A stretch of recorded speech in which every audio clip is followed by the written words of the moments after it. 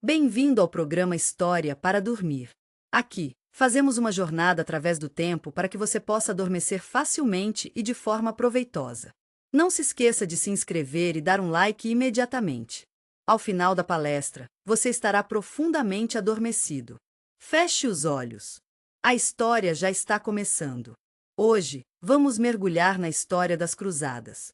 Esta é uma história sobre um tempo em que a fé se tornou uma espada e a devoção, um escudo. Imagine uma era onde um único grito, Deus o quer, trouxe homens com cruzes vermelhas costuradas em suas túnicas até as areias distantes do Oriente. Vamos revelar por que eles estavam lá. É difícil acreditar, mas algumas pessoas realmente acreditavam que poderiam conquistar terras sagradas por sua fé. É loucura pensar que algo tão sublime quanto a busca por salvação poderia se transformar em uma onda de violência sem precedentes. Esta é a história de um tempo em que um simples símbolo, o estandarte com a cruz, podia dividir mundos inteiros. Muitas vezes imaginamos as cruzadas como sendo esses tempos sombrios com cavaleiros em armaduras brilhantes e muçulmanos em fortalezas, mas na verdade era um sistema muito mais complexo. Os cruzados eram muito estratégicos e funcionavam como uma força motivada por diversos interesses. Eles mantinham a cristandade em alerta constante. Bastava um papa proclamar uma cruzada, um pregador inflamar os corações em uma praça, e, num instante, milhares podiam deixar suas vidas para trás e marchar para o desconhecido. Então, de repente, destinos foram alterados. Começou com pequenas coisas, um peregrino impedido de visitar Jerusalém, notícias exageradas de perseguições a cristãos, um imperador bizantino pedindo ajuda contra os turcos. Súplicas desesperadas iniciaram uma cadeia que terminaria apenas com sangue. Papas e reis puxavam as cordas, e pessoas comuns se tornaram peões em seu jogo de poder, escondidos sob a capa da piedade. Vamos pegar um exemplo para sentir o espírito daquela época, o cerco de Jerusalém. Você já ouviu falar de como os cruzados tomaram a cidade? É um conceito bastante perturbador. Depois de cercar a cidade por semanas, quando finalmente conseguiram entrar, desencadeou-se um massacre. Eles mataram homens, mulheres e crianças, muçulmanos e judeus, sem distinção. Rios de sangue corriam pelas ruas, enquanto os guerreiros cristãos acreditavam que estavam purificando a cidade santa. Soa como um pesadelo, não é? Mas isso realmente aconteceu, e é apenas o começo da nossa história. Vamos dar uma olhada nas origens de tudo, certo? Vamos caminhar pelas estradas da Europa medieval, onde o ar estava impregnado com os sons de pregadores apaixonados, cavaleiros jurando votos solenes e multidões gritando Deus o quer. Descobriremos como as cruzadas moldaram destinos, transformaram reinos e deixaram um rastro que mudou para sempre o curso da história entre Oriente e Ocidente. Por que esse movimento começou? As pessoas viviam em um mundo onde a religião guiava cada passo que davam. Como você rezava, o que você comia durante a quaresma, e para onde sua alma iria após a morte, tudo era determinado pela fé. E quando o Papa Urbano II fez seu famoso chamado em Clermont em 1095, foi visto como um caminho para a salvação. Ele chamava essas pessoas de soldados de Cristo. Esses cruzados eram frequentemente cavaleiros buscando remissão de seus pecados, segundo filhos da nobreza sem terras para herdar, mercadores vislumbrando novas rotas comerciais, ou simples camponeses acreditando na promessa de uma vida melhor na Terra Santa. Os líderes cruzados eram muito astutos à sua maneira. A fé quebrava barreiras entre nações europeias, e as palavras extraídas durante os sermões inflamados quebravam velhas lealdades. Mas tudo isso tinha o mesmo propósito declarado: libertar Jerusalém. Vamos contar algumas histórias que o farão pensar sobre o passado e mostrar como esse teatro Bem, você terá que acompanhar e ver por si mesmo. Vamos revelar histórias sobre pessoas cujos destinos desmoronaram sob o peso das espadas, sobre cavaleiros cuja honra se tornou motivo de lendas. Vamos contar sobre reis que pagaram com suas vidas. E, claro, falaremos sobre como dois mundos continuaram a se chocar até que ambos foram transformados pelo contato.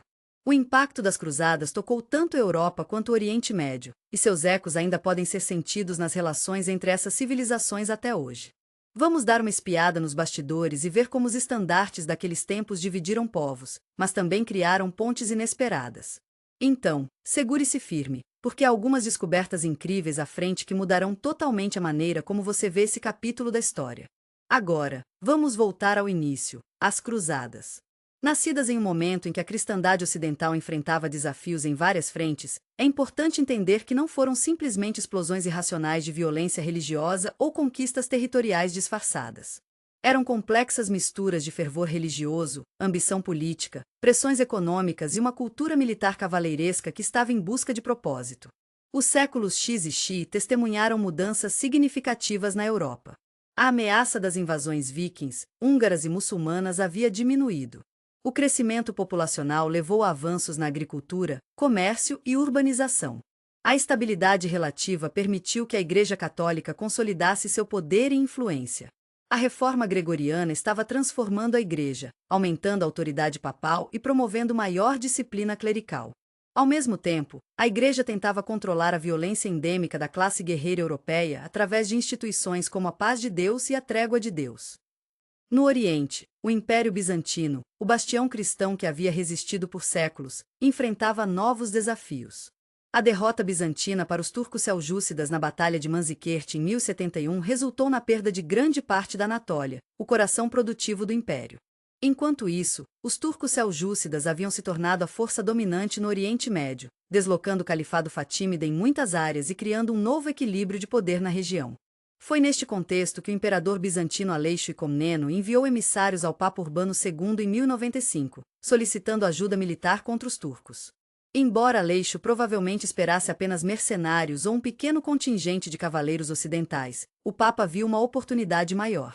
Em 27 de novembro de 1095, durante o Concílio de Clermont na França, o Papa Urbano II fez um dos discursos mais consequentes da história medieval. Dirigindo-se a uma grande multidão ao ar livre, ele descreveu os sofrimentos dos cristãos orientais e a profanação dos lugares sagrados sob domínio muçulmano, provavelmente exagerando para efeito dramático.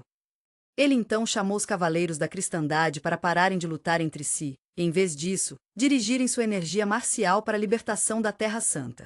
As palavras exatas de Urbano não sobreviveram, mas crônicas contemporâneas relatam que ele prometeu remissão dos pecados para aqueles que participassem desta peregrinação armada para libertar Jerusalém. A resposta da multidão, conforme registrado, foi um entusiástico Deus o quer. Deus vult, que se tornaria o grito de guerra dos cruzados. O apelo de Urbano atingiu uma ressonância profunda. Para os cavaleiros, oferecia uma chance de usar suas habilidades militares em um empreendimento santificado, transformando o derramamento de sangue de pecado em ato piedoso. Para os pecadores comuns, prometia uma forma de penitência. Para proprietários de terras e comerciantes, sugeriu oportunidades econômicas. E para todos os cristãos, a chance de libertar Jerusalém, a cidade onde Cristo havia sofrido e morrido, exercia um poderoso apelo emocional. A resposta ao chamado do Papa foi além de todas as expectativas.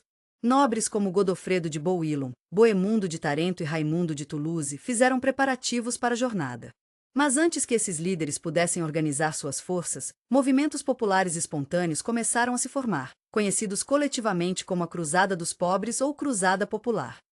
O mais notório desses movimentos foi liderado por Pedro, o eremita, um pregador carismático que viajou pelo norte da França e pela Renânia, reunindo milhares de seguidores. Seu exército improvisado, composto principalmente por camponeses, artesãos e pobres urbanos com pouco treinamento militar, partiu para o leste na primavera de 1096, vários meses antes da partida dos exércitos nobres oficiais. Outra cruzada popular foi liderada por um cavaleiro chamado Walter Sem Haveres, Walter de Peniles. Essas bandas mal organizadas, movidas mais pelo fervor religioso do que pela disciplina militar, causaram problemas ao longo de sua rota. À medida que passavam pela Europa, faltavam-lhes suprimentos e organização para sustentar tão grande número de pessoas. Alguns começaram a saquear para sobreviver. Mais tragicamente, em algumas cidades renanas, esse fervor religioso degenerou em violência contra comunidades judaicas locais, resultando nos primeiros grandes pogroms na história europeia. Em cidades como Sayre, Worms e Mainz, milhares de judeus foram mortos por cruzados que argumentavam que antes de combater infiéis no exterior, deveriam lidar com os inimigos de Cristo em casa. Embora essas ações não fossem sancionadas pelo Papa e tenham sido ativamente contestadas por muitos bispos e autoridades seculares, elas estabeleceram um precedente perturbador para futuras perseguições. A maioria dos cruzados populares nunca chegou à Terra Santa.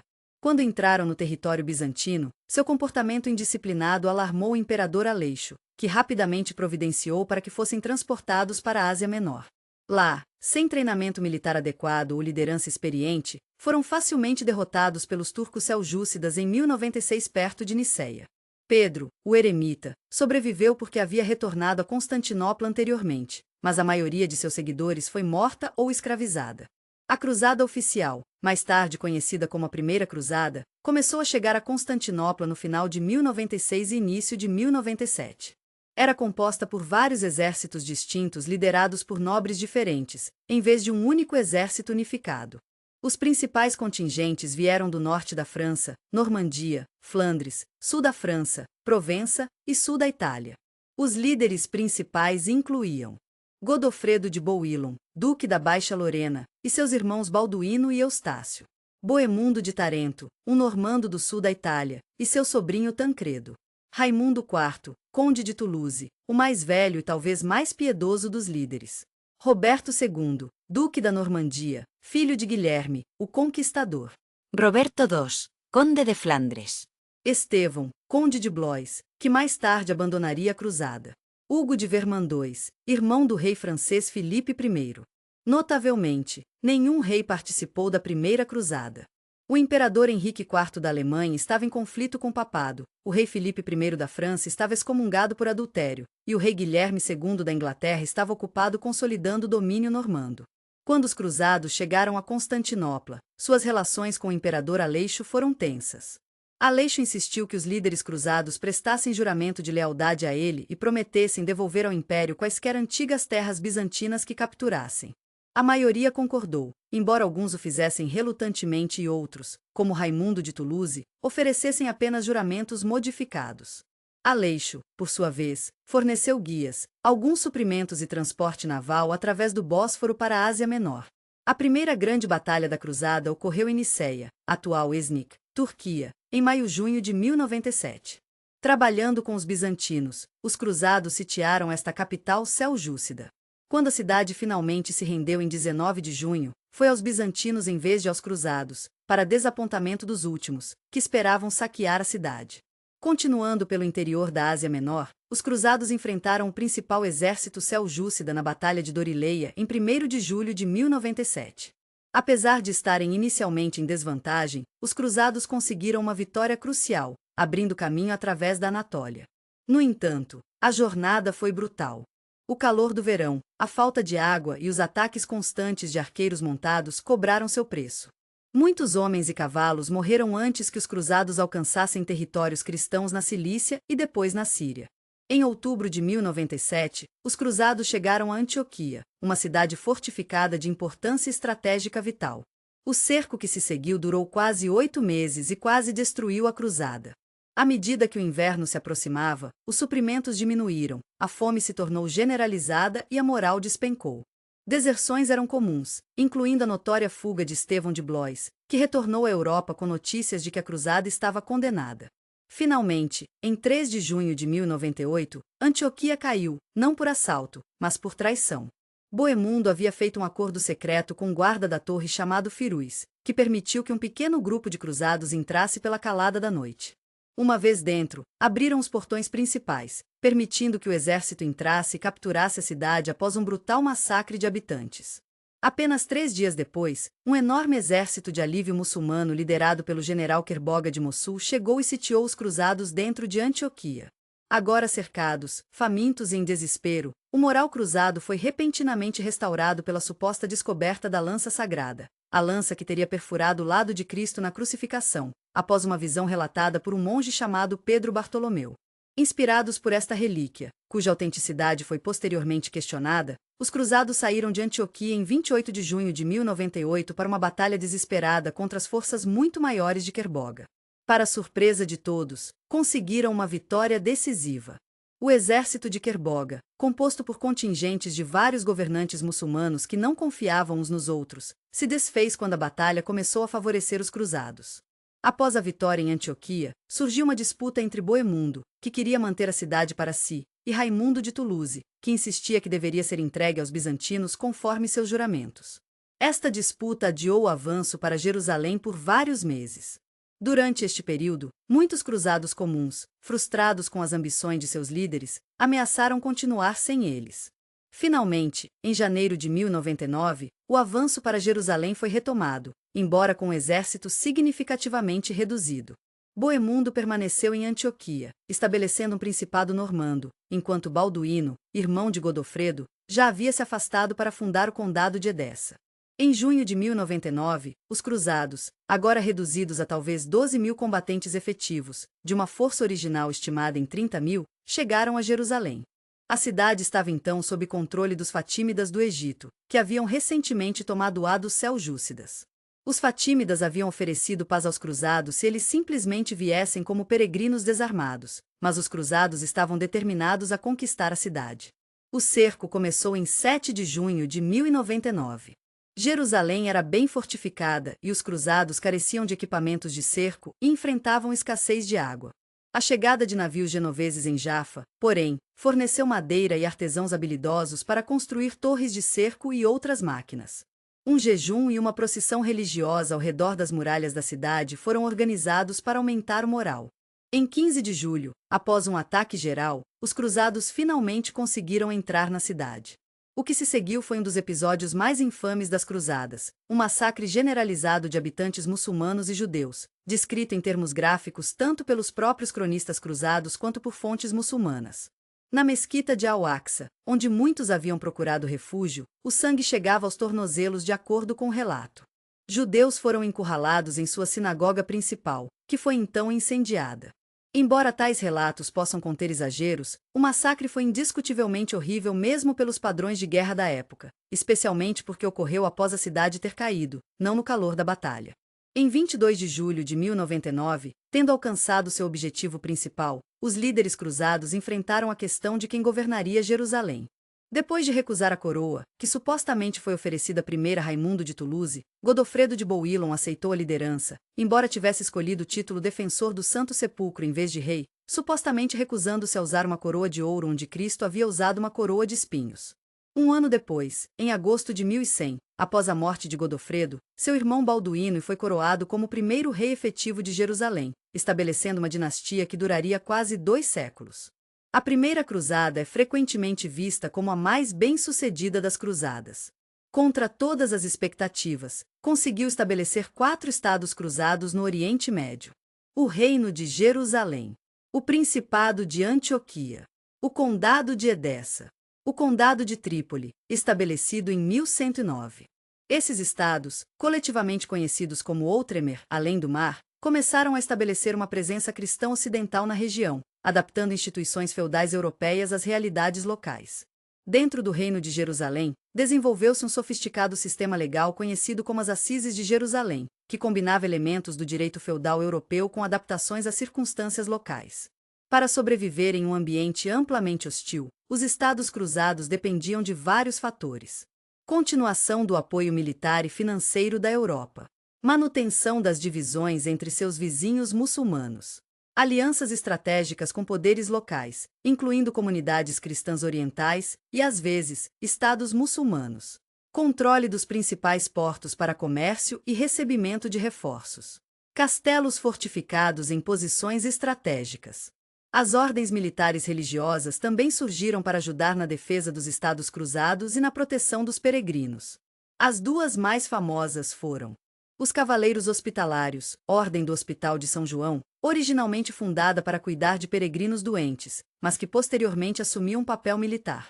Os Cavaleiros Templários, Pobres Cavaleiros de Cristo e do Templo de Salomão, fundada por volta de 1119 especificamente como uma ordem militar dedicada à proteção de peregrinos e defesa dos estados cruzados. Essas ordens combinavam ideais monásticos com funções militares de uma forma sem precedentes na cristandade ocidental, criando um novo modelo de monge guerreiro. Eventualmente, elas adquiriram vastas propriedades na Europa e no Oriente Médio, tornando-se poderes financeiros e militares significativos por direito próprio. As primeiras décadas dos Estados Cruzados viram consolidação e expansão.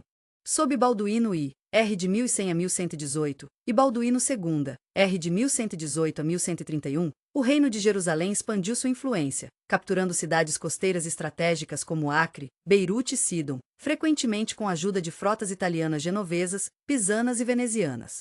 Em troca dessa assistência, as cidades-estado italianas receberam concessões comerciais valiosas, gradualmente dominando o comércio entre o Oriente Médio e a Europa. Do lado muçulmano, a resposta inicial às cruzadas foi surpreendentemente limitada. O mundo muçulmano estava profundamente dividido no momento da primeira cruzada, com os abássidas, fatímidas e seljúcidas todos competindo por influência, junto com vários emires menores. Muitos governantes muçulmanos estavam mais preocupados com ameaças de rivais muçulmanos do que com os recém-chegados francos, como os cruzados eram conhecidos no Oriente. No entanto, as sementes de um contra-ataque muçulmano mais unificado já estavam sendo plantadas. Imad ad-Din Zengi, o governante turco de Mossul e Alepo, começou a consolidar seu poder no norte da Síria e na Mesopotâmia na década de 1120. Em 1144, ele capturou Edessa, destruindo o primeiro estado cruzado e matando muitos de seus habitantes cristãos. Este evento chocou a Europa e precipitou a Segunda Cruzada. O chamado para a Segunda Cruzada foi feito pelo Papa Eugênio III em 1145, e Bernardo de Claraval, o monge cisterciense mais influente da época, viajou extensivamente para pregar a cruzada. Ao contrário da primeira cruzada, a segunda contou com a participação de monarcas reinantes, o rei Luís VII da França e o imperador Conrado III da Alemanha, dando-lhe maior estatura oficial. No entanto, a segunda cruzada provou ser um desastre quase completo. O exército de Conrado foi severamente derrotado pelos turcos na Batalha de Dor-i-Laeun em 1147. As forças restantes de Conrado se juntaram ao exército francês, e juntos procederam por via marítima para o Oriente Médio. Em vez de tentar recuperar Edessa, os cruzados foram persuadidos a atacar Damasco em 1148, uma decisão estratégica questionável, uma vez que Damasco havia sido geralmente amigável aos estados cruzados e servia como um contrapeso a poderes muçulmanos mais hostis. O cerco foi mal planejado e rapidamente abandonado. Os dois monarcas retornaram à Europa em desgraça, e a cruzada terminou sem nada alcançado. Após esse fracasso, a situação dos estados cruzados piorou gradualmente. Nur ad-Din, filho de Zengi, continuou o trabalho de seu pai de unificar as terras muçulmanas, capturando Damasco em 1154 e estendendo sua influência até o Egito. O reino de Jerusalém sob o rei Balduíno III, R. de 1143 a 1163, e Balduíno IV, R. de 1174 a 1185, o rei leproso cuja luta corajosa contra sua doença debilitante foi recentemente romantizada na cultura popular, conseguiu manter sua posição por um tempo. No entanto, as fissuras internas entre várias facções da nobreza cruzada enfraqueceram o reino. Quando Balduíno IV morreu sem deixar um herdeiro adulto, o reino caiu em uma crise de sucessão. Eventualmente, Guido de Lusignan, marido da irmã de Balduíno, Sibila, assumiu a coroa, mas era considerado incompetente por muitos nobres locais. Enquanto isso, do lado muçulmano, um jovem líder curdo chamado Salah ad-Din Yusuf Bayoub, conhecido no Ocidente como Saladino, havia unificado Egito e Síria após a morte de Nur ad-Din. Ao contrário de muitos líderes antes dele, Saladino conseguiu forjar um império relativamente coeso que cercava os estados cruzados por todos os lados, exceto o mar. Em 1187, provocado pelo aventureiro cruzado Reinaldo de Châtillon, que havia violado uma trégua ao atacar caravanas muçulmanas, Saladino invadiu o reino de Jerusalém. Em 4 de julho de 1187, seu exército infligiu uma derrota esmagadora aos cruzados na Batalha de Hattin, capturando o rei Guido, o grão-mestre dos Templários e a verdadeira cruz, a relíquia mais sagrada do reino. A maior parte da cavalaria cruzada foi morta ou capturada. Com o exército de campo cruzado destruído, Saladino procedeu metodicamente para capturar quase todas as cidades e castelos do reino, culminando com a captura de Jerusalém em 2 de outubro de 1187. Em contraste com o banho de sangue de 1099, a conquista de Jerusalém por Saladino foi relativamente misericordiosa.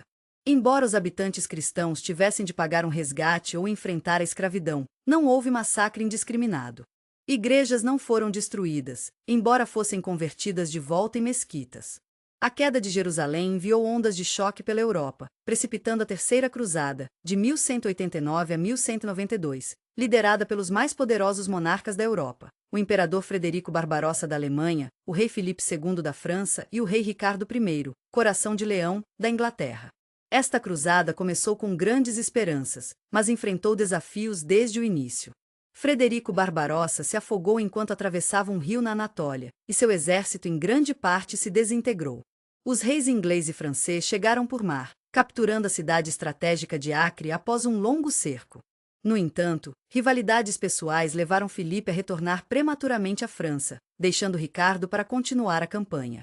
Embora um comandante talentoso que ganhou várias batalhas, incluindo sua vitória em Arsuf, Ricardo percebeu que retomar Jerusalém era impraticável com as forças à sua disposição. Em vez disso, ele negociou o Tratado de Jaffa com Saladino em 1192, garantindo um litoral reduzido para os cruzados restantes centrado em Acre, que se tornou a nova capital do Reino de Jerusalém, e direitos de peregrinação desarmada a Jerusalém para cristãos. Embora frequentemente considerado um fracasso por não ter recuperado Jerusalém, a Terceira Cruzada efetivamente salvou os Estados Cruzados da aniquilação total, permitindo que sobrevivessem por mais um século. Ironicamente, a Quarta Cruzada, de 1202 a 1204, revelou-se muito mais prejudicial ao mundo cristão do que ao muçulmano. Originalmente destinada ao Egito, agora reconhecido como a chave para recuperar Jerusalém, a cruzada foi desviada pelo doge Henrico Dandolo de Veneza, primeiro para atacar a cidade cristã de Zara, uma rival comercial veneziana, e então para Constantinopla, a maior cidade cristã do mundo e capital do Império Bizantino. Em 1204, os cruzados saquearam brutalmente Constantinopla, um evento que aprofundou o cisma entre cristianismo oriental e ocidental. Os cruzados estabeleceram o Império Latino de Constantinopla, que durou até 1261, mas enfraqueceu permanentemente o Império Bizantino, eventualmente facilitando sua queda final para os turcos otomanos 2 séculos depois. O Papa, embora inicialmente consternado, eventualmente aceitou o fato consumado, vendo uma oportunidade de unir as igrejas ocidental e oriental sob autoridade papal. Cruzadas subsequentes tiveram resultados mistos. A Cruzada Albigense, de 1209 a 1229, foi diretamente contra outros cristãos, os cátaros da França Meridional, cujas crenças não ortodoxas os marcavam como hereges. A Quinta Cruzada, de 1217 a 1221, inicialmente teve sucesso no Egito, mas falhou quando os cruzados recusaram termos favoráveis, apenas para serem subsequentemente derrotados. A Sexta Cruzada, de 1228 a 1229, liderada pelo excomungado imperador Frederico II, surpreendentemente recuperou Jerusalém por negociação diplomática em vez de conquista, embora tenha sido perdida novamente em 1244. A Sétima Cruzada, de 1248 a 1254, liderada pelo devoto rei Luís IX da França, terminou em sua captura no Egito e um enorme resgate. A Oitava Cruzada, 1270, viu Luís IX morrer de doença na Tunísia antes que pudesse chegar à Terra Santa. A Nona Cruzada, de 1271 a 1272, liderada pelo futuro rei Eduardo I da Inglaterra, alcançou pouco antes que Eduardo fosse chamado de volta à Inglaterra após a morte de seu pai. Nos anos posteriores, os dois principais poderes muçulmanos da região, os mamelucos do Egito e os mongóis do Irã, competiram pelo controle do Oriente Médio. Os Estados Cruzados ocasionalmente fizeram alianças com os mongóis, que incluíam alguns cristãos nestorianos e eram geralmente mais tolerantes com os cristãos do que os mamelucos, contra seu inimigo comum. No entanto, o expansionismo mameluco, liderado pelo formidável sultão Baibars e seus sucessores, gradualmente desgastou os Estados Cruzados remanescentes. Antioquia caiu em 1268, Trípoli em 1289, e finalmente, Acre, o último grande reduto cruzado, foi capturada em 1291 após um cerco brutal. As últimas fortalezas menores logo seguiram, marcando o fim da presença cruzada no Levante. Ainda assim, o ideal da cruzada continuou a exercer uma poderosa influência no pensamento europeu. Vários papas e monarcas continuaram a propor novas cruzadas nos séculos XIV e XV, embora poucos desses planos se concretizassem. O conceito de cruzada também se expandiu para incluir campanhas contra pagãos europeus, como os estados bálticos, hereges cristãos, como os hussitas, e até rivais políticos do papado. O impacto das cruzadas foi profundo e duradouro, transformando tanto o Oriente quanto o Ocidente de maneiras que ainda ressoam hoje. Para os europeus, as cruzadas expandiram os horizontes geográficos e intelectuais, expondo-os a novas culturas, ideias e produtos. Estimularam o comércio mediterrâneo, especialmente para cidades-estado italianas como Veneza, Gênova e Pisa. Fortaleceram a autoridade papal, permitindo que os papas convocassem recursos militares em toda a Europa. Promoveram o desenvolvimento de impostos e mecanismos financeiros para financiar expedições dispendiosas. Inspiraram novas formas de espiritualidade e devoção, incluindo as ordens militares religiosas. Contribuíram para o desenvolvimento do sentimento de cristandade como uma identidade cultural e política compartilhada. Para o mundo islâmico, as cruzadas Inicialmente representaram apenas mais uma incursão de estrangeiros em uma região acostumada a mudanças de poder. Eventualmente inspiraram o conceito de jihad como resposta ao expansionismo cristão. Levaram à unificação política sob líderes como Nur ad-Din e Saladino. Resultaram em maior militarização de sociedades que anteriormente haviam sido relativamente tolerantes. Deixaram cicatrizes na memória coletiva, especialmente em torno de eventos como o Massacre de Jerusalém em 1099. Para os cristãos orientais e o Império Bizantino, resultaram em deterioração ainda maior das relações entre cristianismo oriental e ocidental. Enfraqueceram o Império Bizantino, especialmente após o saque de Constantinopla em 1204. Deixaram comunidades cristãs nativas no Oriente Médio muitas vezes presas entre potências muçulmanas e cruzados ocidentais. Eventualmente contribuíram para a configuração confessional do Oriente Médio moderno, onde antigas comunidades cristãs ainda existem como minorias. As cruzadas também tiveram implicações significativas para as relações judaico-cristãs na Europa. Os massacres de comunidades judaicas durante a Primeira Cruzada representaram um ponto de inflexão nas relações entre as duas religiões. Anteriormente, embora os judeus enfrentassem discriminação, os surtos de violência antissemita em massa eram relativamente raros.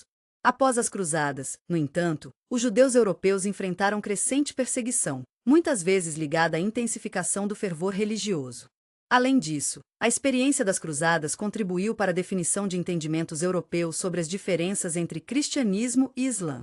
Ironicamente, enquanto os muçulmanos eram retratados como infiéis e inimigos de Cristo na propaganda de cruzada, os próprios cruzados muitas vezes desenvolviam visões mais matizadas após interagir com as sofisticadas sociedades islâmicas que encontravam. Alguns líderes cruzados, como Frederico II, desenvolveram relacionamentos cordiais com governantes muçulmanos e expressaram admiração por aspectos da cultura islâmica. No nível cultural, o contato entre Oriente e Ocidente durante as cruzadas facilitou a transferência de conhecimento e tecnologia em ambas as direções. Os europeus foram expostos à ciência, matemática e filosofia árabes, que preservaram e desenvolveram o aprendizado clássico grego que havia sido parcialmente perdido no Ocidente. Produtos como seda, açúcar, tapetes, vidro e especiarias tornaram-se mais comuns na Europa, criando gostos por luxos orientais que eventualmente estimulariam a era das descobertas. Algumas transferências tecnológicas específicas incluíram técnicas de construção fortificada, com cruzados adotando inovações em arquitetura defensiva e muçulmanos adaptando suas fortalezas para contornar táticas de cerco ocidentais, técnicas médicas e práticas agrícolas. Os cruzados também aprenderam sobre defesa contra armas químicas quando enfrentaram o fogo grego bizantino e substâncias semelhantes usadas por forças muçulmanas. Militarmente, as cruzadas tiveram resultados mistos. Sucessos iniciais deveram-se mais à desunião muçulmana e ao elemento surpresa do que a qualquer superioridade militar inerente. Uma vez que os poderes muçulmanos se adaptaram e unificaram, as vantagens militares cruzadas diminuíram. No final, os estados cruzados simplesmente não tinham os recursos humanos para manter sua posição contra inimigos muito mais numerosos, especialmente quando o entusiasmo europeu por cruzadas diminuiu. Como fenômeno religioso, as cruzadas representaram uma transformação significativa no pensamento cristão sobre guerra e violência. Anteriormente, os teólogos cristãos haviam debatido o conceito de guerra justa, circunstâncias em que cristãos poderiam legítima e moralmente empreender ações militares. As cruzadas introduziram um conceito mais radical de guerra santa, combate como um ato religioso positivo que poderia ganhar mérito espiritual e remissão dos pecados. Este novo paradigma foi articulado pelo Papa Urbano II e desenvolvido por figuras como Bernardo de Claraval, que descreveu a morte de muçulmanos não como homicídio, mas como malicídio, matar o mal. Esta visão representou uma ruptura com a ênfase anterior cristã na não-violência e a adoção parcial de conceitos que tinham mais em comum com o jihad islâmico do que com o pacifismo evangélico inicial. Para explorar mais a fundo as cruzadas, vamos examinar algumas das personalidades-chave mais fascinantes deste período tumultuado. Suas histórias ilustram a complexidade da época e desafiam as simples narrativas binárias de cristãos versus muçulmanos. Saladino, Salah ad-Din Yusuf, o conquistador muçulmano de Jerusalém, tornou-se uma figura lendária até mesmo na Europa cristã. Curdo de nascimento e sunita fervoroso, ele eliminou o califado fatímida xiita no Egito e unificou o mundo muçulmano do Nilo ao Eufrates. Embora implacável em batalha, ganhou reputação de cortesia e magnanimidade, especialmente por sua clemência na recaptura de Jerusalém. Após sua famosa vitória em Hattin, ele pessoalmente ofereceu água gelada ao seu prisioneiro, o rei Guido, um gesto impressionante no calor do deserto. Quando Ricardo Coração de Leão ficou doente durante a Terceira Cruzada, Saladino enviou seu próprio médico pessoal e frutas frescas a seu adversário. Essas qualidades fizeram dele um símbolo de cavalaria entre seus inimigos, com Dante colocando no limbo entre espíritos nobres não cristãos. Ricardo I, Coração de Leão, da Inglaterra, personificou o ideal do rei guerreiro cruzado.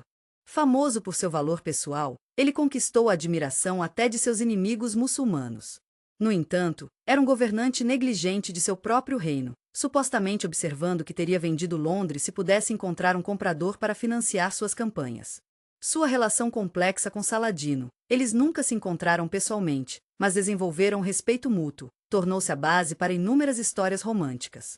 Quando seu pequeno exército foi repetidamente atacado durante sua marcha para o sul pela planície costeira, Ricardo supostamente disse: "Se eu só pudesse ver as montanhas sagradas de Jerusalém, compartilharia com meu Deus a dor de não poder recuperá-la." Balduíno IV, o rei leproso de Jerusalém, assumiu o trono aos 13 anos enquanto já sofria da doença que eventualmente mataria. Apesar de progressiva cegueira e debilitantes lesões corporais, ele conseguiu derrotar Saladino em várias batalhas iniciais, incluindo uma vitória surpreendente em Mondzarde em 1177, quando ele tinha apenas 16 anos. Mesmo quando sua condição piorou ao ponto de ele não poder mais andar ou andar a cavalo, ele se fazia carregar em uma liteira no campo de batalha para inspirar suas tropas. Sua morte em 1185, aos 24 anos, removeu o último líder capaz do reino, precipitando a crise de sucessão que contribuiu para o desastre em Hattin.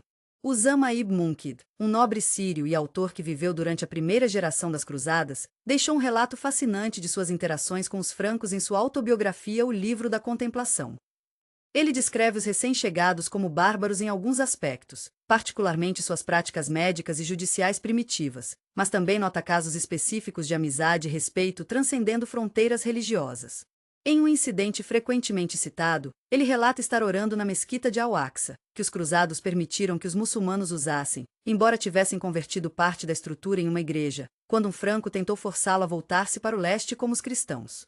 Cavaleiros templários, que se tornaram amigos de Usama, intervieram, explicando: "Este é um estrangeiro que não conhece nossos costumes", e permitiram que ele continuasse suas orações. Sibila de Jerusalém, rainha do Reino de Jerusalém, encontrou-se no centro de uma tempestade política que eventualmente contribuiu para a queda do reino. Bela e inteligente, mas também teimosa, ela insistiu em seu direito de escolher seu próprio marido após a morte de seu primeiro esposo. Sua escolha, Guido de Lusignan, um cavalheiro francês bonito mas politicamente inepto, era profundamente impopular entre a nobreza Paulain, nascida localmente, que considerava os recém-chegados da Europa ignorantes das realidades do Oriente Médio. Quando Sibila coroou Guido com suas próprias mãos durante sua cerimônia de coroação, selou o destino do reino. Guido ignorou conselhos sábios antes da Batalha de Hattin, levando à destruição do exército do reino. Ironicamente, Sibila morreu durante uma epidemia em 1190 enquanto participava do cerco de Acre, um raro caso em que uma mulher nobre estava presente numa campanha militar cruzada. Bernardo de Claraval, o grande pregador da Segunda Cruzada, era um monge cisterciense cujo poder espiritual e retórico fez dele a figura mais influente da Igreja em sua geração. Sua pregação para a Segunda Cruzada foi tão eficaz que vilas inteiras da França e Alemanha ficaram quase desprovidas de homens. Quando o fracasso humilhante da cruzada se tornou conhecido, Bernardo enfrentou recriminações amargas, levando-o a escrever de Consideratione, onde ele tentou entender o aparente abandono do empreendimento por Deus. Ele concluiu que os pecados dos cruzados haviam provocado a ira divina, ilustrando como os participantes entendiam as cruzadas em termos espirituais em vez de puramente políticos ou militares. Teodora Comnena, sobrinha do imperador bizantino Manuel I, tornou-se consorte do Reino de Jerusalém quando casou com Balduíno III. Representando a complexa interação entre Bizâncio e os Estados Cruzados, ela trouxe influências culturais bizantinas para a corte de Jerusalém. Após a morte prematura de Balduíno, ela quase se casou com Andronicos Comnenos, seu primo, que mais tarde se tornaria o imperador tirânico de Bizâncio, em um escândalo que chocou a corte. Mais tarde, casou-se com um nobre cruzado antioquiano, mostrando como laços matrimoniais entrelaçaram as elites dos diferentes estados cristãos na região. Além dessas figuras históricas, vale a pena explorar algumas das ordens militares religiosas que representaram uma das inovações mais distintas da Era das Cruzadas. Os Cavaleiros Templários, oficialmente chamados de Pobres Cavaleiros de Cristo do Templo de Salomão, foram fundados por volta de 1119 por Hugo de Payens e outros 8 cavaleiros que fizeram voto de pobreza, castidade e obediência, dedicando-se à proteção de peregrinos nos perigosos caminhos da Terra Santa. Inicialmente vivendo na pobreza, seu selo mostrava 2 cavaleiros compartilhando um único cavalo. A ordem recebeu reconhecimento oficial no Concílio de Troyes em 1129, com regras escritas por Bernardo de Claraval. A ordem cresceu rapidamente em riqueza e poder, estabelecendo preceptorias por toda a Europa que forneciam finanças, suprimentos e recrutamento para suas operações no Oriente Médio. Os templários tornaram-se famosos por sua bravura em batalha, seguindo uma regra que proibia a retirada menos que superados na proporção de 3:1. Também desenvolveram um primeiro sistema bancário internacional significativo, permitindo que peregrinos depositassem fundos em uma preceptoria europeia e retirassem o equivalente na Terra Santa, evitando os perigos de viajar com dinheiro. Esta inovação financeira, junto com sua rede de propriedades e isenção de impostos, tornou-se extremamente ricos. Após a queda dos Estados Cruzados, os templários perderam seu propósito principal, tornando-se vulneráveis a ataques políticos. Em 1307, o rei Filipe IV da França, que devia grandes somas aos templários, orquestrou sua supressão sob acusações fabricadas de heresia, sodomia e adoração ao diabo. Embora a maioria dos historiadores agora concorde que essas acusações eram falsas, a ordem foi oficialmente dissolvida pelo Papa Clemente V em 1312, e seu último grão-mestre, Jacques de Molay, foi queimado na fogueira em Paris em 1314. Os Cavaleiros Hospitalários, Ordem do Hospital de São João de Jerusalém, começaram como uma ordem puramente caritativa administrando um hospital em Jerusalém para peregrinos doentes e feridos. Sob a liderança de Raymond Dupuy, eles assumiram um papel militar no início do século XII, embora nunca abandonassem completamente sua missão original de saúde. Após a queda de Jerusalém para Saladino, transferiram sua sede para Acre. Quando os cruzados perderam suas últimas fortalezas na Terra Santa em 1291, os hospitalários primeiro se retiraram para Chipre, depois conquistaram a ilha de Rhodes em 1309, que governaram como um estado soberano por mais de 2 séculos. Expulsos por Solimão, o Magnífico, em 1522, eles eventualmente se estabeleceram em Malta, que defenderam heroicamente contra um grande cerco otomano em 1565. A ordem ainda existe hoje como entidade soberana, conhecida como Ordem Soberana e Militar de Malta, sediada em Roma, focada principalmente em trabalho humanitário e diplomático. A Ordem Teutônica, originalmente chamada de Ordem dos Cavaleiros do Hospital de Santa Maria dos Alemães em Jerusalém, começou como um hospital para peregrinos alemães em Acre em 1190, durante a Terceira Cruzada.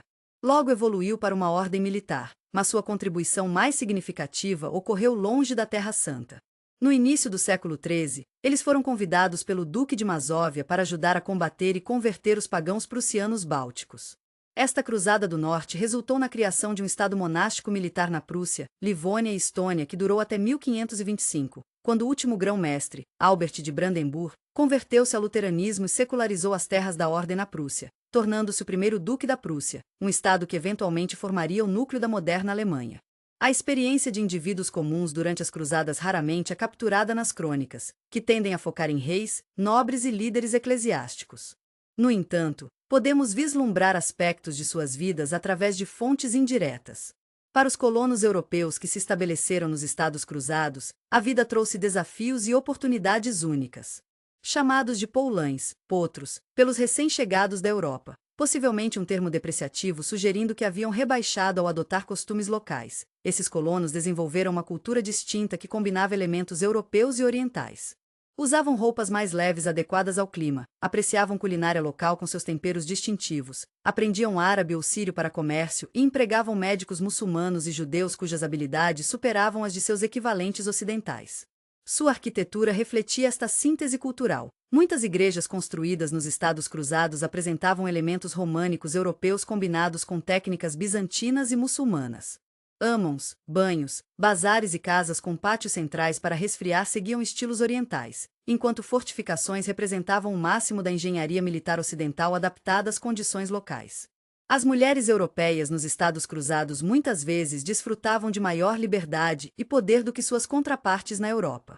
A escassez de colonos europeus significava que as mulheres frequentemente herdavam propriedades e assumiam papéis administrativos normalmente reservados para homens.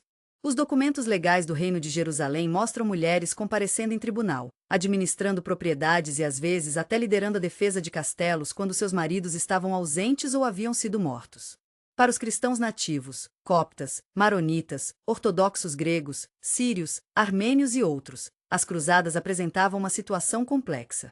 Por um lado, estavam livres da dhimmi, status protegido, mas inferior, imposto pelos governantes muçulmanos e podiam acessar livremente os lugares sagrados.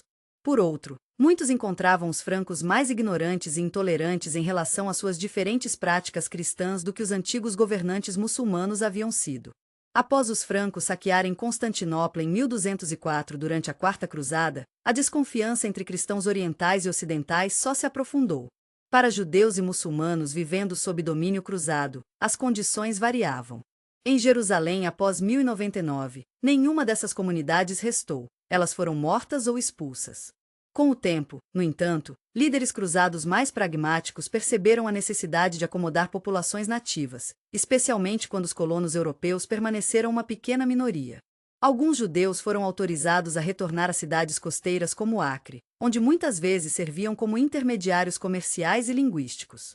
Muçulmanos permaneceram como a maioria em áreas rurais, pagando impostos a senhores cruzados em vez de governantes islâmicos, com pouca mudança em suas vidas diárias, além do senhor a quem deviam obrigações feudais. A experiência dos peregrinos durante as cruzadas, aqueles que viajavam por devoção em vez de se estabelecerem, era frequentemente árdua. As viagens por mar enfrentavam perigos de tempestades e piratas, enquanto as rotas terrestres atravessavam territórios perigosos onde bandidos visavam viajantes vulneráveis. As ordens militares operavam hospícios e castelos ao longo das principais rotas de peregrinação, oferecendo alguma proteção. Os peregrinos tipicamente visitavam uma série de locais sagrados: o Santo Sepulcro em Jerusalém, a Igreja da Natividade em Belém, locais associados a milagres de Jesus na Galileia, e muitas vezes retornavam com souvenirs como ampolas de água do Rio Jordão ou pequenas cruzes esculpidas de oliveiras locais. As cruzadas populares, movimentos não oficiais de pessoas comuns, às vezes liderados por carismáticos pregadores ou visionários, representam algumas das histórias mais trágicas e estranhas da era. Além da malfadada cruzada do povo liderada por Pedro, o eremita, antes da Primeira Cruzada, a mais notória foi provavelmente a Cruzada das Crianças de 1212, embora os historiadores agora questionem se seus participantes eram principalmente crianças. Este movimento iniciou quando um pastorzinho francês chamado Estevão de Cloyes alegou ter recebido uma carta de Jesus e reuniu milhares de seguidores, principalmente jovens e pobres. Um movimento semelhante surgiu na Alemanha liderado por um menino chamado Nicolau. Estas cruzadas nunca chegaram à Terra Santa. A maioria dos participantes morreu de fome, doença ou exposição durante a jornada, enquanto outros supostamente foram vendidos como escravos por comerciantes inescrupulosos que haviam prometido transporte gratuito por mar. Menos conhecida é a Cruzada dos Pastores de 1251, outro movimento popular que começou com um visionário húngaro chamado Jacob, que alegava ter sido instruído pela Virgem Maria a liderar pastores e camponeses para libertar o rei Luís IX, então cativo no Egito. Este movimento também degenerou em violência, particularmente contra clérigos e judeus, antes de ser suprimido. O impacto das cruzadas na cultura e na imaginação europeia foi profundo e duradouro. A literatura cavaleiresca, que glorificava os ideais de bravura, lealdade e devoção religiosa, floresceu nos séculos após as primeiras cruzadas. Os ciclos de contos arturianos muitas vezes incorporavam elementos cruzadistas, como a busca pelo Santo Graal, que ecoava a busca para recuperar relíquias sagradas do controle muçulmano. O poema épico de Torquato Tasso, Jerusalém Libertada, 1581, transformou a Primeira Cruzada em uma epopeia heróica cristã que influenciou a literatura europeia por séculos. A arquitetura europeia também foi moldada pela experiência das cruzadas. Castelos europeus incorporaram inovações em design defensivo observadas no Oriente Médio. Igrejas de plano circular baseadas no Santo Sepulcro de Jerusalém apareceram por toda a Europa, incluindo o famoso Temple Church em Londres, construído pelos Templários. Técnicas decorativas influenciadas por padrões islâmicos encontraram seu caminho para a arte eclesiástica europeia. Economicamente, as cruzadas contribuíram para a revolução comercial que transformou a Europa medieval. O aumento no comércio com o Oriente Médio introduziu novos produtos, novas técnicas e novos métodos financeiros. A demanda por especiarias, seda, açúcar e outros produtos orientais estimulou o desenvolvimento de cidades comerciais europeias, especialmente cidades-estado italianas como Veneza, Gênova e Pisa, que estabeleceram postos avançados comerciais em portos cruzados. Embora as cruzadas não tenham provocado diretamente a Renascença ou a Era das Descobertas, como algumas narrativas mais antigas sugeriam, elas certamente contribuíram para as transformações culturais e econômicas que eventualmente levaram a esses desenvolvimentos. O contato com culturas islâmicas mais avançadas científica e filosoficamente desafiou algumas suposições europeias e estimulou novos pensamentos. Mercadores italianos enriquecidos pelo comércio do Mediterrâneo se tornaram patronos das artes e da aprendizagem. E quando os otomanos finalmente interromperam as rotas comerciais orientais tradicionais com a captura de Constantinopla em 1453, a busca por rotas alternativas para a Ásia contribuiu para as viagens de exploração que revelaram as Américas aos europeus.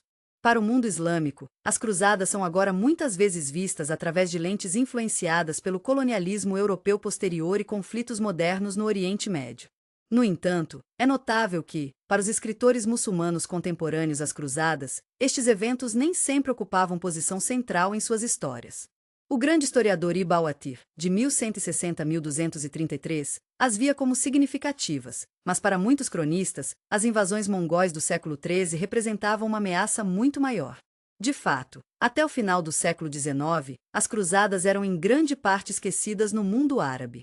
Foi apenas com o colapso do Império Otomano, o colonialismo europeu no Oriente Médio e a ascensão do nacionalismo árabe que as cruzadas foram redescobertas como um precursor do imperialismo ocidental. O líder sírio Salah al-Din, não relacionado ao Saladino histórico, a figura árabe moderna nomeada em homenagem ao grande herói anticruzado, famosamente declarou após a Primeira Guerra Mundial: "Acabamos de derrotar o último Franco", ligando explicitamente o imperialismo europeu contemporâneo às cruzadas medievais. Desde então, as referências às cruzadas se tornaram um tropo comum no discurso político do Oriente Médio. Saddam Hussein comparou George H.W. Bush a Ricardo Coração de Leão durante a Guerra do Golfo. Osama Bin Laden frequentemente caracterizava os Estados Unidos como cruzados. Estas alusões ressaltam como eventos de séculos atrás podem ser reimaginados e recrutados para narrativas políticas contemporâneas. Da mesma forma, na Europa e na América, as cruzadas foram frequentemente romantizadas e idealizadas, especialmente durante a era do imperialismo do século XIX. O imperador alemão Guilherme II visitou Damasco em 1898 e colocou uma grinalda no túmulo de Saladino, declarando-se protetor dos 300 milhões de muçulmanos em uma tentativa de se alinhar contra o domínio britânico nas regiões muçulmanas. Enquanto isso, os impérios britânico e francês às vezes explicitamente traçavam conexões entre seu controle do Oriente Médio e as cruzadas medievais, com o general Allenby supostamente declarando hoje as cruzadas acabaram ao entrar em Jerusalém em 1917. Historiadores modernos geralmente adotam uma visão mais nuançada das cruzadas, vendo-as nem como uma expressão pura de fervor religioso nem como simples colonialismo disfarçado, mas como um fenômeno complexo enraizado nas condições sociais, econômicas e culturais específicas da era medieval. O consenso acadêmico atual enfatiza que, embora os participantes das cruzadas certamente tivessem motivos mistos, a motivação religiosa era genuína e central, não meramente um disfarce para a ganância. Ao mesmo tempo, os estudiosos reconhecem que as consequências das cruzadas foram profundamente problemáticas, frequentemente traiçoando os próprios ideais cristãos que supostamente defendiam. O massacre de civis em Jerusalém, o saque de Constantinopla, os ataques a comunidades judaicas europeias, todos estes representam contradições trágicas para o movimento que alegava agir em nome de Cristo. Uma das histórias mais intrigantes das cruzadas é a do imperador Frederico II, às vezes chamado de a Maravilha do Mundo por sua extraordinária erudição e habilidades linguísticas. Embora excomungado pelo Papa, ele conseguiu recuperar Jerusalém para a cristandade em 1229 não pela guerra, mas pela negociação com o governante Ayyub da al-Kamil. Este acordo diplomático, quase inimaginável na mentalidade inicial das cruzadas, provocou ultraje entre os cavaleiros que haviam esperado batalha e glória. Quando Frederico entrou na igreja do Santo Sepulcro, nenhum clérigo apareceu para conduzi-lo, forçando-o a pegar a coroa de Jerusalém com suas próprias mãos e colocá-la em sua cabeça. Frederico, que falava árabe, admirava a cultura islâmica e mantinha uma corte que incluía estudiosos muçulmanos, representa uma abordagem alternativa às relações cristãs muçulmanas que poderia ter prevalecido se a mentalidade de cruzada não tivesse se enraizado tão profundamente. Seu tratado foi denunciado por fanáticos de ambos os lados, mas por 10 anos permitiu peregrinações pacíficas e coexistência, uma conquista notável considerando os 2 séculos de derramamento de sangue que o precederam. Além da Terra Santa, as cruzadas influenciaram outras regiões de maneiras profundas. Na Espanha, a Reconquista, a campanha de vários séculos para expulsar os governantes muçulmanos da Península Ibérica, adquiriu novo vigor quando foi reformulada como uma cruzada. O Papa Calixto II declarou em 1123 que a luta na Espanha merecia as mesmas indulgências que a defesa da Terra Santa. Quando os espanhóis finalmente completaram a Reconquista, em 1492 com a tomada de Granada, eles consideravam a si mesmos como os cruzados mais bem-sucedidos da Europa, tendo libertado toda uma nação do jugo muçulmano. Esta mentalidade de cruzada influenciaria posteriormente a abordagem espanhola à conquista das Américas, que foi parcialmente concebida como uma extensão de sua missão sagrada. No Báltico, as cruzadas do norte contra os povos pagãos eslavos, bálticos e finlandeses levaram à cristianização forçada e à colonização alemã de vastas áreas. A Ordem Teutônica criou um estado teocrático militar que lançou as bases para a Prússia moderna, enquanto os Cavaleiros da Espada, mais tarde incorporados aos teutônicos, estabeleceram o domínio alemão na Livônia e Estônia. Estas cruzadas foram caracterizadas por brutalidade particular, já que os pagãos eram vistos como tendo ainda menos direitos que os muçulmanos. Alexandre Nevsky, o príncipe russo ortodoxo que derrotou os cavaleiros teutônicos na famosa Batalha do Gelo no Lago Peipus em 1242, é venerado na Rússia até hoje por deter esta expansão. Em Chipre, inicialmente conquistada por Ricardo Coração de Leão durante a Terceira Cruzada e vendida aos Templários, que não conseguiram controlá-la, a dinastia Lusignan estabeleceu um reino que durou quase 3 séculos, de 1192 a 1489. Este reino se tornou um importante centro comercial, uma base para operações cruzadas posteriores e um refúgio para cristãos fugindo da queda dos estados continentais cruzados. A rica mistura cultural de Chipre medieval, onde as tradições francas, bizantinas, armênias e siríacas coexistiam e se misturavam, produziu uma arquitetura, arte e literatura distintas que fundiam influências ocidentais e orientais. Rhodes, governada pelos Cavaleiros Hospitalários de 1310 a 1522, tornou-se outro estado cruzado duradouro e uma importante potência naval no Mediterrâneo Oriental. Os Hospitalários transformaram a capital da ilha em uma cidade fortificada impressionante, ainda hoje visível, que resistiu a repetidos ataques otomanos. Quando finalmente forçados a abandonar Rhodes por Solimão, o Magnífico, os cavaleiros se transferiram para Malta, que defenderam no famoso Grande Cerco de 1565, um dos últimos episódios que pode genuinamente ser considerado uma extensão da Era das Cruzadas. As cruzadas também tiveram consequências importantes para estados não diretamente envolvidos nas principais expedições. O Império Bizantino, que havia solicitado ajuda ocidental contra os turcos, acabou sendo gravemente enfraquecido pelas cruzadas.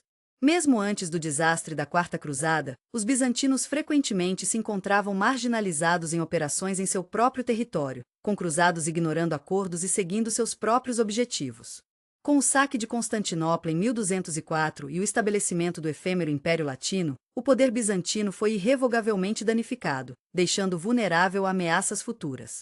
A ascensão do Império Otomano, que eventualmente conquistou Constantinopla em 1453 e avançou profundamente na Europa, pode ser parcialmente atribuída ao enfraquecimento de Bizâncio pelas cruzadas. Embora separados das cruzadas originais por séculos, os otomanos enfrentariam novas chamadas para cruzadas contra eles, especialmente após suas vitórias nos Balcãs e seus cercos de Viena em 1529 e 1683. Assim, o paradigma das cruzadas continuou a moldar as relações entre a Europa cristã e o poder islâmico predominante até a Era Moderna. Compreender as cruzadas envolve também examinar os aspectos menos heróicos dessas expedições. Enquanto a literatura romântica posterior glorificou os cruzados como cavaleiros idealistas lutando por uma causa sagrada, a realidade era frequentemente mais sombria. O financiamento das cruzadas, por exemplo, frequentemente envolvia métodos questionáveis. Muitos nobres vendiam ou hipotecavam propriedades para financiar suas expedições, às vezes empobrecendo suas famílias. Alguns recorriam à extorsão de comunidades judaicas, usando a ameaça de violência para extrair empréstimos forçados. Os reis impunham impostos especiais, como o dízimo de Saladino na Inglaterra e França após a queda de Jerusalém em 1187. À medida que as cruzadas se tornaram mais institucionalizadas, o papado desenvolveu um sistema elaborado de taxação clerical para financiá-las, arrecadando grandes somas que às vezes eram desviadas para outros propósitos. A logística das cruzadas representava desafios enormes. Exércitos de milhares, às vezes dezenas de milhares, precisavam atravessar enormes distâncias em uma era sem transporte moderno. O abastecimento era um problema constante, as cruzadas muitas vezes fracassavam não em batalha, mas porque os exércitos não podiam se alimentar. Os líderes cruzados geralmente optavam por rotas costeiras sempre que possível, para que pudessem ser reabastecidos pelo mar, mas mesmo assim, a fome era uma companheira constante. As condições sanitárias e médicas eram primitivas pelos padrões modernos. Doenças matavam mais cruzados do que combates. A disenteria era tão comum em acampamentos de cruzados que era conhecida como fluxo, enquanto doenças como malária, que os europeus não encontravam em casa, dizimavam exércitos não aclimatados. A Sétima Cruzada foi particularmente afetada quando quase todo o exército de Luís IX, incluindo o próprio rei, foi acometido por escorbuto e disenteria no Egito. Os soldados comuns em exércitos cruzados eram frequentemente recrutados entre os elementos mais marginais da sociedade europeia. Embora inspirados por fervor religioso genuíno, muitos eram jovens sem terras, segundos ou terceiros filhos sem perspectivas de herança, ou até criminosos procurando redenção ou escapando da justiça. Tais homens, uma vez longe das restrições sociais de suas comunidades de origem, podiam ser extremamente indisciplinados. Saques, estupros e outros abusos contra populações locais eram comuns, mesmo quando estas eram cristãs orientais que os cruzados ostensivamente tinham vindo ajudar. A disciplina nos exércitos cruzados variava enormemente. Alguns líderes, como Godofredo de Bouillon ou São Luís, tentavam manter altos padrões de conduta cristã. Outros eram notoriamente negligentes em controlar suas tropas. O comportamento dos cruzados muitas vezes alienava populações locais que, de outra forma, poderiam ter sido aliados, especialmente cristãos ortodoxos e outras comunidades cristãs orientais que, em algumas áreas, preferiam o domínio muçulmano ao mau comportamento dos libertadores ocidentais. As divisões e rivalidades entre cruzados frequentemente prejudicavam suas chances de sucesso. Disputas nacionais, especialmente entre ingleses e franceses ou entre italianos e alemães, podiam levar a uma cooperação ruim no campo de batalha. A Segunda Cruzada foi parcialmente prejudicada por tensões entre os contingentes francês e alemão. Durante a Terceira Cruzada, a antipatia pessoal entre Ricardo Coração de Leão e Filipe Augusto da França levou à retirada antecipada deste último. Rivalidades entre ordens militares, especialmente templários e hospitalários, às vezes chegavam ao ponto de batalhas abertas entre eles, enfraquecendo a defesa dos estados cruzados. Em meio a essa complexidade de motivos, comportamentos e consequências, as cruzadas produziram alguns episódios particularmente memoráveis que capturaram a imaginação contemporânea e histórica. A marcha dos cruzados pela Anatólia durante a Primeira Cruzada representa uma conquista logística e militar notável. Sem conhecimento detalhado do terreno, enfrentando calor escaldante, falta de água e ataques constantes de arqueiros turcos montados, os cruzados pesadamente armados de alguma forma conseguiram atravessar 1000 quilômetros de território hostil, vencendo batalhas importantes como Dorileia no caminho. Quando finalmente emergiram nas terras cristãs da Cilícia, seu número havia sido drasticamente reduzido, mas sua coesão e determinação permaneciam intactas. O cerco de Antioquia durante a Primeira Cruzada testou os cruzados ao limite. Muitos morreram de fome, doença ou deserção. Só conseguiram entrar na cidade através de traição, quando um guarda armênio chamado Firuz, ou Firous, permitiu que um pequeno grupo de cruzados liderados por Boemundo entrasse através de sua torre durante a noite. Uma vez dentro, eles abriram os portões principais para o exército cruzado. Em um giro surpreendente, apenas 3 dias após conquistarem Antioquia, os cruzados se encontraram sitiados dentro dela por um enorme exército muçulmano liderado por Kerboga de Mossul. Famintos e desesperados, seu moral foi subitamente elevado pela suposta descoberta da lança sagrada após uma visão relatada por um monge chamado Pedro Bartolomeu, que alegou que São André lhe havia revelado em um sonho onde a relíquia estava enterrada na Catedral de São Pedro. Inspirados por este talismã, cuja autenticidade foi posteriormente contestada, os cruzados saíram para uma batalha aparentemente suicida e conseguiram uma vitória surpreendente quando o exército de Kerboga, composto por contingentes de vários governantes muçulmanos que não confiavam uns nos outros, se desfez.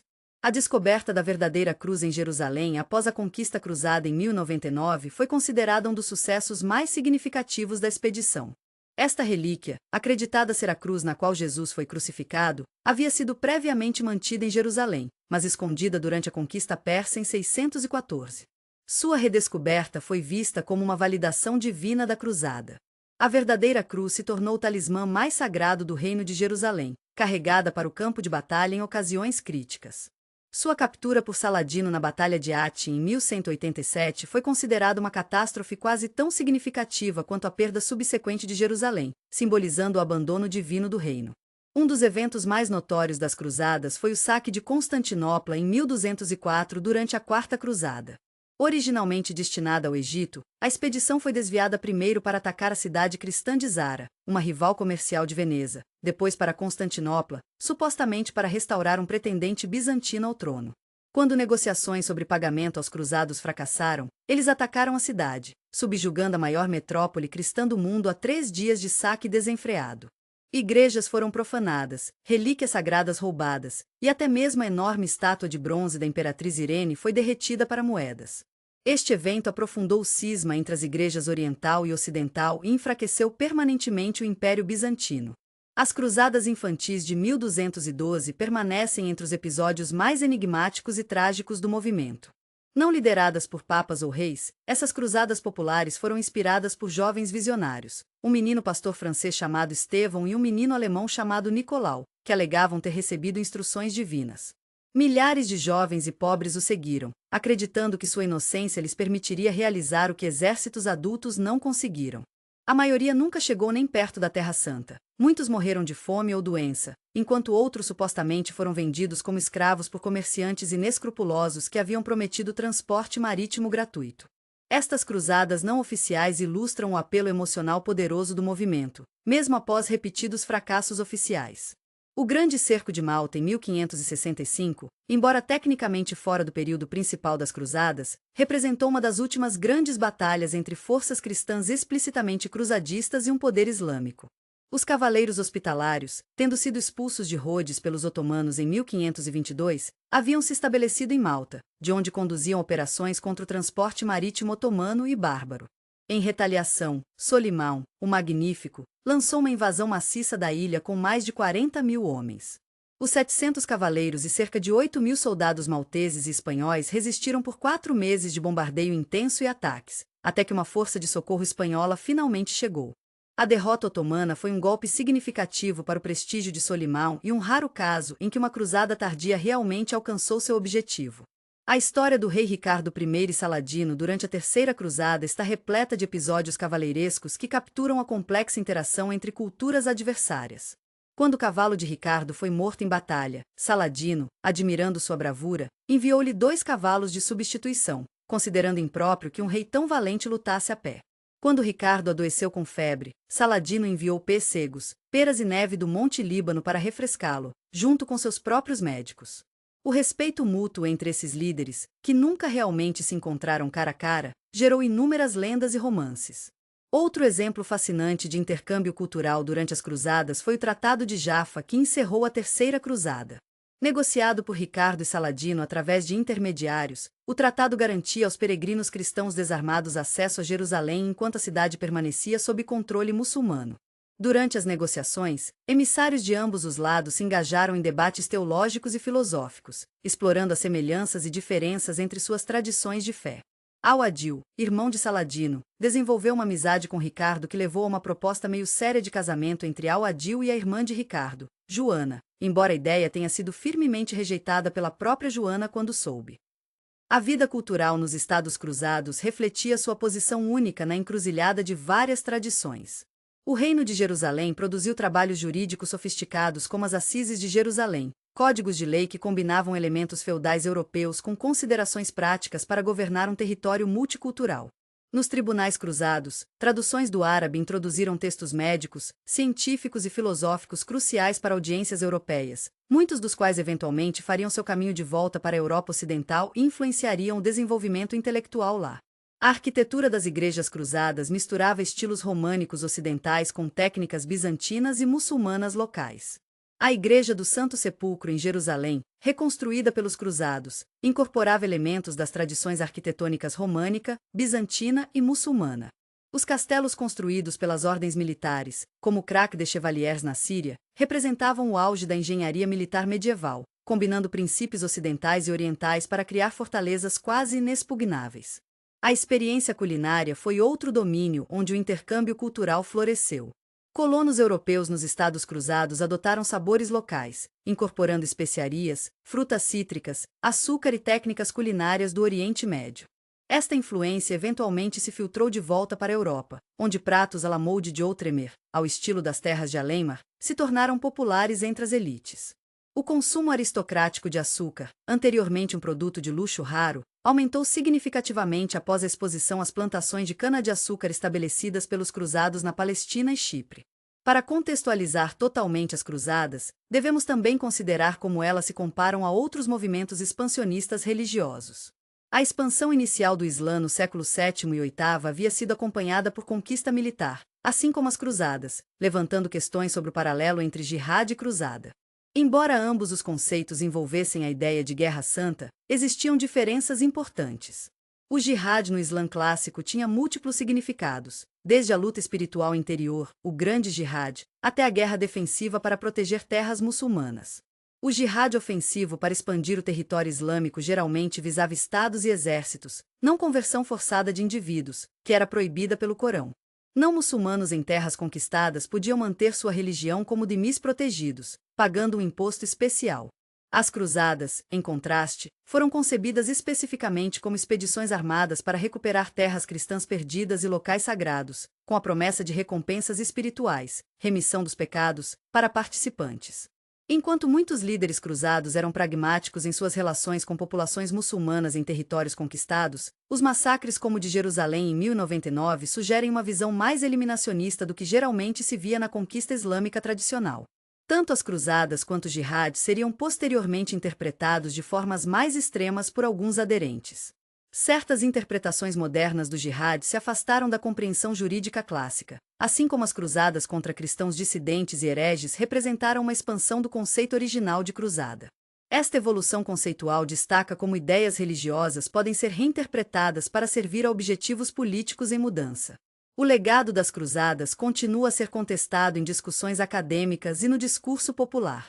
Enquanto algumas narrativas mais antigas enfatizavam o idealismo e realizações dos cruzados, pesquisas recentes tendem a adotar uma visão mais criticamente equilibrada, reconhecendo tanto as motivações religiosas genuínas quanto as consequências prejudiciais das expedições. Algumas questões permanecem particularmente disputadas.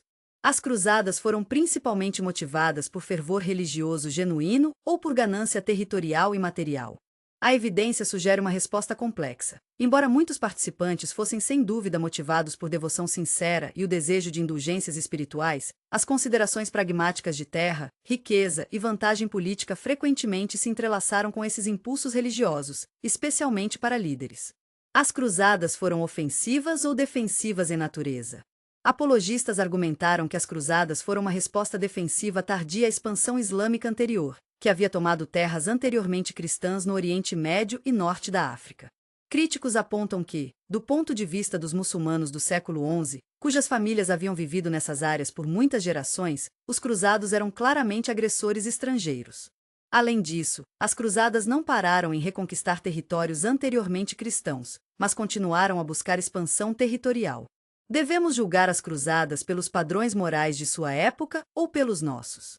A maioria dos historiadores enfatiza a necessidade de entender eventos em seu contexto histórico, reconhecendo que os contemporâneos medievais operavam dentro de estruturas éticas diferentes das nossas.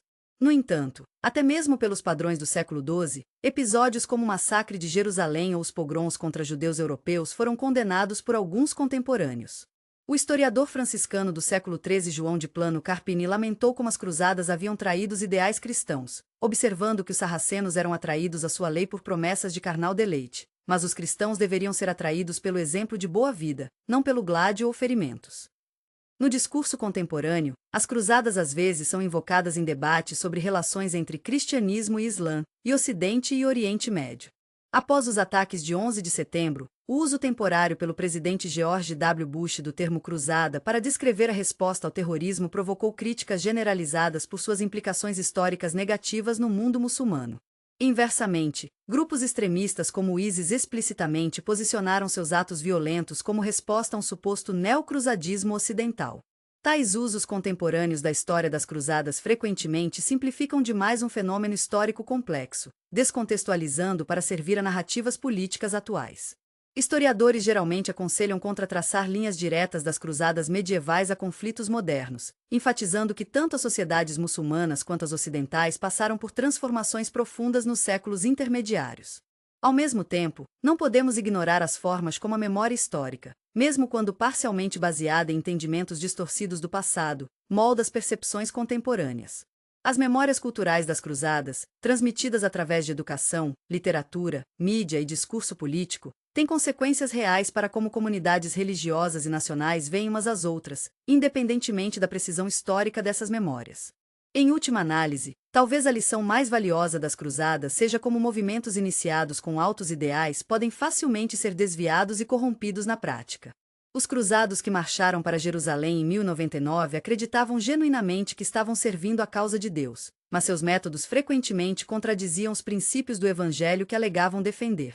Esta desjunção entre ideais professados e comportamento real oferece um estudo cautelar para qualquer movimento que tente impor valores por força, não importa quão nobres suas intenções declaradas.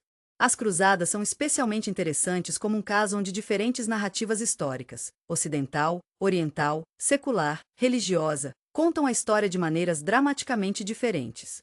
Para algumas comunidades cristãs, especialmente durante o período colonial europeu, as cruzadas representavam um capítulo heróico de fé e sacrifício. Para muitos no Oriente Médio moderno, elas representam a primeira onda de imperialismo ocidental. Para historiadores seculares, elas ilustram como a religião pode ser mobilizada para objetivos políticos. Para líderes religiosos contemporâneos, incluindo o Papa João Paulo II, que pediu perdão pelo comportamento dos cruzados, elas oferecem uma oportunidade para reflexão crítica sobre as maneiras como a fé pode ser mal aplicada. Estas narrativas contrastantes tornam as cruzadas não apenas um capítulo fascinante da história, mas um espelho através do qual diferentes culturas contemplam suas próprias identidades, relacionamentos com outras tradições e compreensões do papel da religião na sociedade. Os estandartes dos cruzados há muito desapareceram, mas os debates sobre o que eles significavam e o que sua memória deveria significar para nós hoje continuam a evoluir. Algumas das histórias individuais mais tocantes das cruzadas envolvem pessoas comuns cuja fé ou circunstâncias as levaram a jornadas extraordinárias. Durante a primeira cruzada, uma mulher chamada Emília de Alteia viajou como peregrina com o exército, cuidando dos doentes e feridos. Quando os cruzados finalmente chegaram a Jerusalém, ela foi a primeira mulher a entrar na cidade, não para participar do saque, mas para limpar o Santo Sepulcro que havia sido usado como estábulo. Passando o resto de sua vida em Jerusalém, ela se tornou conhecida como a sacristã do sepulcro, mantendo lâmpadas acesas e o santuário limpo até sua morte aos 60 anos. Teodora de Constantinopla, uma jovem grega, estava na cidade quando foi saqueada durante a Quarta Cruzada. Capturada por um cavaleiro flamengo, ela foi levada de volta à Europa como sua esposa. Eventualmente encontrando-se em Flandres, ela ensinou tecelagem bizantina às mulheres locais, introduzindo técnicas sofisticadas que contribuiriam para a famosa tradição têxtil da região. Sua história ilustra como até mesmo em meio à tragédia, a transferência cultural ocorria em direções inesperadas. Há também a história de Al-Varani, um erudito muçulmano de Alepo que foi capturado durante a Terceira Cruzada. Vendido como escravo a um mercador pisano, ele foi levado para a Itália, onde seu conhecimento de matemática e astronomia foi reconhecido. Eventualmente conquistando sua liberdade, ele ficou como professor, sua experiência contribuindo para o despontar do interesse em conhecimento árabe que alimentaria o início do Renascimento. A arte e a literatura das cruzadas refletem a complexidade do movimento. Os manuscritos iluminados da história de Guilherme de Tiro, uma importante crônica dos primeiros estados cruzados, frequentemente retratam guerreiros cruzados com uma combinação de valor idealizado e brutalidade realista.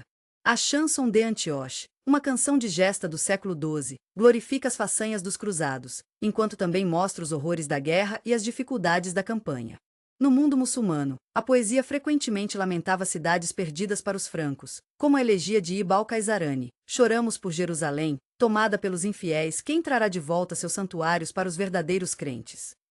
Ao mesmo tempo, escritores muçulmanos como Usama ibn Munqidh às vezes retratavam os francos com grau de curiosidade e mesmo amizade, observando as amizades e alianças que cruzavam linhas religiosas. A imaginação popular sobre as cruzadas foi fortemente moldada por romances históricos, e mais recentemente, filmes e videogames.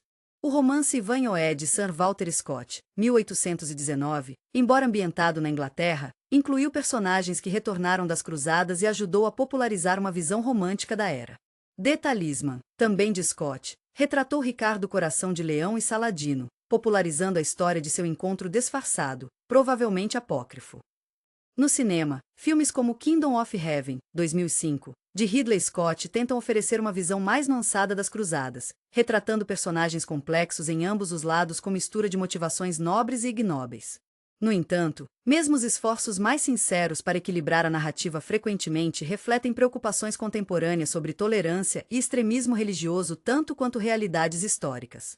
Hoje, os locais físicos associados às cruzadas continuam a atrair visitantes e evocar poderosas respostas emocionais.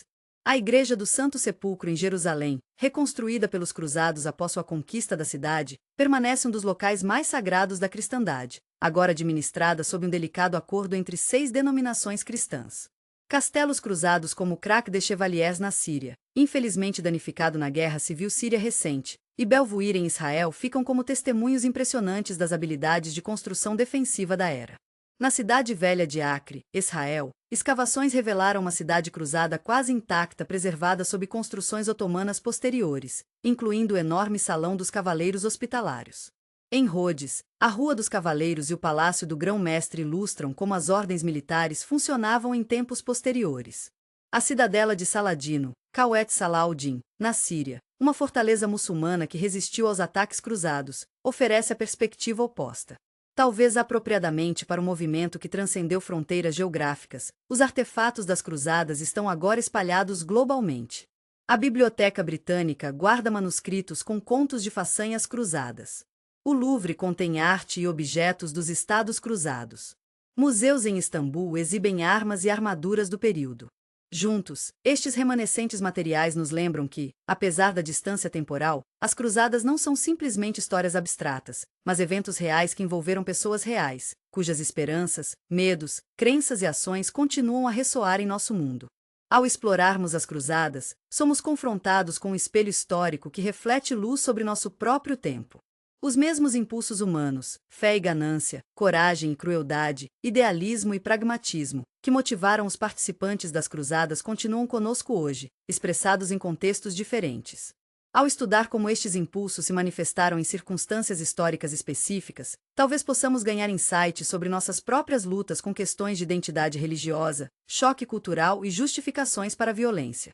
As cruzadas permanecem uma parte essencial da compreensão das relações entre civilizações, não como uma simples história de choque inevitável, mas como um complexo entrelaçamento de conflito e conexão, hostilidade e hospitalidade, mal-entendidos e trocas mutuamente benéficas. Em um mundo onde os símbolos e a retórica das cruzadas são ainda às vezes invocados para dividir, o estudo cuidadoso da realidade histórica pode ajudar a construir pontes de compreensão que são tão necessárias hoje quanto eram na era em que cruzados e saracenos primeiros se encontraram sob os muros de Jerusalém. E assim, enquanto nossa exploração das cruzadas chega ao fim, esperamos que esta jornada através do tempo não apenas o tenha ajudado a entender um período crucial da história humana, mas também o tenha convidado a refletir sobre a complexidade das interações entre culturas e fé. Agora, à medida que o sono se aproxima, deixe que estas reflexões o conduzam suavemente ao descanso, lembrando-se sempre das lições que a história tem para nos ensinar. A história das cruzadas e os estandartes que dividiram civilizações personificam tanto a capacidade humana para a devoção apaixonada quanto para a intolerância trágica. Eles permanecem ao mesmo tempo inspiração e advertência, um lembrete de que quando símbolos religiosos se tornam bandeiras de guerra, o verdadeiro espírito de fé muitas vezes é a primeira baixa. Com esses pensamentos, desejo-lhe um sono tranquilo, livre das divisões que assombraram aquela época tumultuada na história humana. À medida que você adormece, imagine aqueles estandartes de cruzadas há muito desbotados, agora preservados em museus distantes, símbolos silenciosos de um tempo quando a fé inspirou tantos atos mais nobres de sacrifício quanto os mais terríveis de intolerância. Que seus sonhos sejam pacíficos, não divididos por estandartes, mas unidos pela compreensão que só o tempo e a reflexão podem trazer.